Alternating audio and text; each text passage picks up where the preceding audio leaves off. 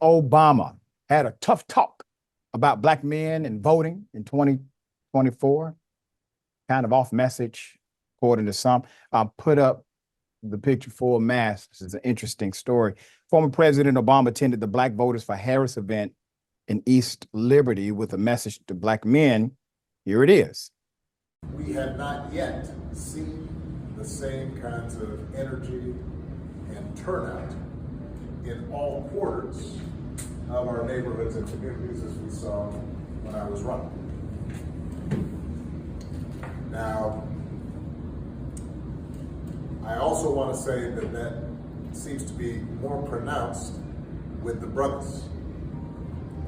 So if you don't mind, just for a second, I'm going to speak to y'all directly and say that when you have a choice that is this clear, when on the one hand you have somebody who grew up like you, knows you, went to college with you. Yeah, President Obama, you're preaching to the choir in that room. And it definitely came across as if you were saying, you know, I know more than all of you. You know, we're trying to do this together. It's a coalition. And I understand your heart, dear brother. I do. You're a remarkable human being, one of the greatest presidents we've had in America, in my opinion, even though you filed some policies that I vocally disagreed with. There are many that I did agree with. But there are so many people who are doing the work. Look at Mayor Mondale, comes on this program. He leads a Black voter initiative. You have many people who lead Black voter initiatives. And allow me, sir, if I can be so bold, just to make a recommendation. If you would have mentioned some of those voter organizations that are connected already to Black male voting outreach, imagine how much press they would have received and how much support they would have garnered because you decided to mention those pro-Black male voting initiatives that are currently working their ass off day and night to make things happen. Okay, there are some issues inside of the Black community that is contextualized differently in other communities. These elements play into the overall. All right, so he addressed the crowd, saying that Black men not been as, well, let's just say enthused, all right? President Obama added, Harris is offering policies to address rising housing costs and protect health care, and her record deserves the support of Black men and the entire Black community. I agree. He said the, quote, women in our lives have been getting our backs this entire time. I agree. And it's time to repay the favor, help elect the first woman and first Black woman as president in U.S. history. All of that I agree.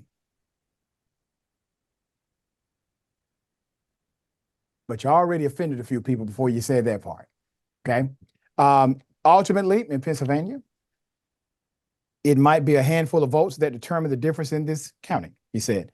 I didn't mean to get so serious. You're lucky Michelle's not here, end quote. Senator Turner responded on CNN, our dear sister and friend, and here's what Senator Turner said. Governor Walz, according to Politico, is going to be going out on a men tour, literally a tour of media to appeal to men.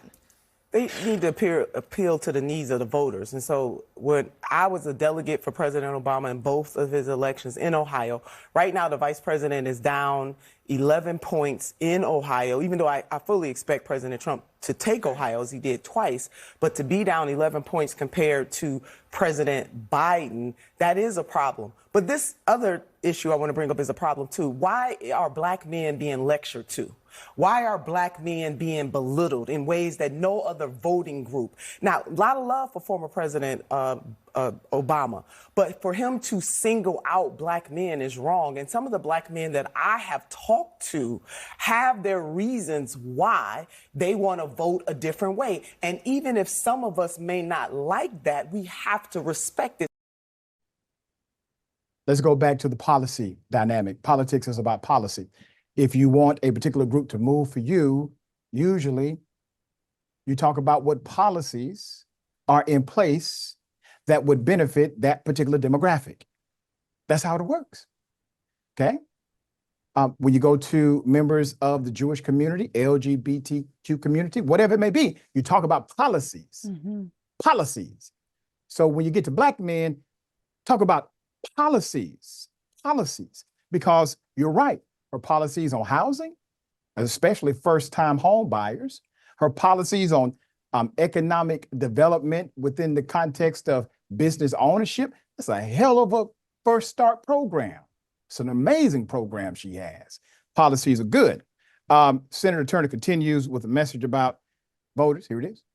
So unless President Barack Obama is going to go out and lecture every other group of men from other identity groups, my message for Democrats is don't bring it here to black men who, by and large, don't vote much differently from black women. And why? As a politician, we should be trying to get all voters to vote. And hopefully there are a few good men out there who do care about the stripping away of some of women's bodily autonomy. But this is wrong for President Obama. It is a wrong course for the Harris-Walz campaign to lay at the feet of black men when they have their reasons. In 2020, the vice president was labeled a cop, as we know. But do you think, sorry to interrupt you, Nina, but do you think he's right? That one of the reasons is because they don't like the idea of a woman. It might be some listen, black men are socialized in the same society as any other man. So yes, is misogyny maybe a part of it? But again, is President Obama and is the Harris-Walz campaign going to lecture other male groups? But he's not going to say that to Latino men. He's not going to say that to white males or white Jewish demographics. He won't do that, okay? So understand there is a disconnect here. And here's what happens. At the end of that, you continue to promote the ideology in a public way. If for some reason, God forbid, but if Harris did not win, there's a blame game that takes place. And that blame game further alienates the coalition that we're trying to build. And so this is why it can become a harmful dynamic when not contextualized through wisdom and done so properly. All right, just a critique. Francesca, thoughts? Yeah, I think you're right on the money. I obviously think Senator Turner is right on the money. I mean, I think what's interesting about, and the biggest critique that I think a lot of voters of color in this country, and especially black voters, have with the Democratic Party is that they are expected to get in line. They are expected to just kind of, you know, shut up, put up, and we know how you're going to vote. So you vote for us, and they take your votes for granted. And over the last, few cycles, we've been seeing that people are tired of that, and that absolutely their issues are the same as every other American's issues, but perhaps more acutely. Housing, healthcare, education, but more acute, right? Disproportionately, people who are stuck in a system that works against them and them being able to thrive. So speak to those issues. It's so perfect. But instead, Obama played into the same Democratic centrist trope of shut up, get in line, you got to vote because, she knows you. Does she know you? Right. I mean, and this is the other thing. We in flattening the black experience, I think it doesn't do a service to Democrats in saying that she knows you and she knows it. She doesn't really, though. She has to earn black Americans' vote, just like she has to earn, let's be real, like the Polish vote in Pennsylvania. I mean, she's going above and beyond trying to shout out the very specific white ethnic enclaves in these swing states. But then when it comes to black voters, it's like, everyone just get in line. It's come on. That's right. Well said. All right. We got to go back to a policy dynamic. That's all. Okay. That's how we get people motivated to participate and come back to the table again. You deliver on the resume that you campaigned on. It's a beautiful thing, isn't it?